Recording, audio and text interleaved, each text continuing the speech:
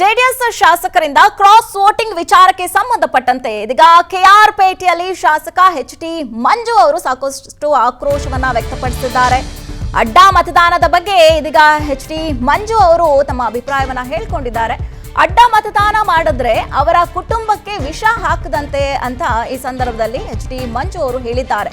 Cross voting ಮಾಡಿ ಆತ್ಮಾವಲೋಕನ ಸಭೆಗೆ ಬಂದಿದ್ದಾರೆ. ಇನ್ನು ಜಿಟಿಡಿ ಹೊರತುಪಡಿಸಿ ಉಳಿದ 17 ಜನ ಶಾಸಕರು ಕೂಡ ಅಲ್ಲಿಗೆ ಬಂದಿದ್ರು. ಅಲ್ಲಿದ್ದಂತಹ 17 ಜನರಲ್ಲಿ 3 ಜನರು ಕ್ರಾಸ್ ವೋಟಿಂಗ್ ಅನ್ನ ಮಾಡಿರಲೇಬೇಕು ಅಂತ ಎಚ್.ಟಿ. ಮಂಜು ಅವರು ಈ ಸಂದರ್ಭದಲ್ಲಿ ತಿಳಿಸಿದ್ದಾರೆ.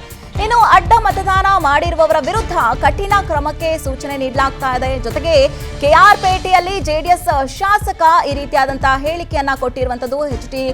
ಮಂಜು ಅವರು ಹೇಳಿಕೆಯನ್ನ ನಾವು ಗಮನಿಸ್ತಾ ಇದ್ದೀವಿ.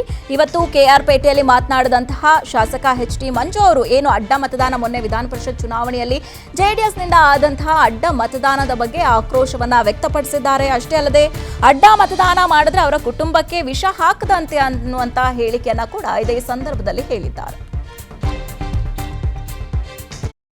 ಪ್ರಾಮಾಣಿಕ ಜೆಡಿಎಸ್ ಪಕ್ಷದ ಕಾರ್ಯಕರ್ತನಾಗಿ ಇವು ಮೊದಲನೇ ಬಾರಿ ಒಬ್ಬ ಸಾಮಾನ್ಯ ಶಾಸಕನಾಗಿ ಹೇಳೋದಿಷ್ಟೇ, ಕ್ರಾಸ್ ವೋಟ್ ಮಾಡಿದಂಥವರು ಜೆಡಿಎಸ್ ಪಕ್ಷಕ್ಕೆ ಕುಮಾರಣ್ಣಗಲ್ಲ, ಅವರ ಮಕ್ಕಳಿಗೆ ಅವ್ರ ಕುಟುಂಬಕ್ಕೆ ವಿಷ ಆಗ್ತಂತ ಕೆಲಸ ಮಾಡಿದ್ದಾರೆ.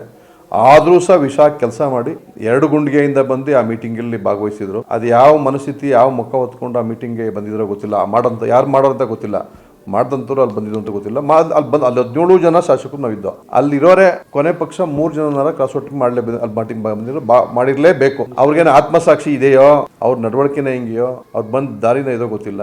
ಅವರು 100ಕ್ಕೆ 4 ಮಗಳು ಅವ್ರ ಎತ್ತ ಮಕ್ಕಳಿಗೆ ವಿಷ ಆಗ್ತಂತ ಕೆಲಸ ಮಾಡಿದ್ದಾರೆ. ಆ ವಿಷ ಅವ್ರು ಮಾಡಿದಂಥವ್ರನ್ನ ಉಗ್ರವಾಗಿ ಖಂಡಿಸ್ತಾರೆ.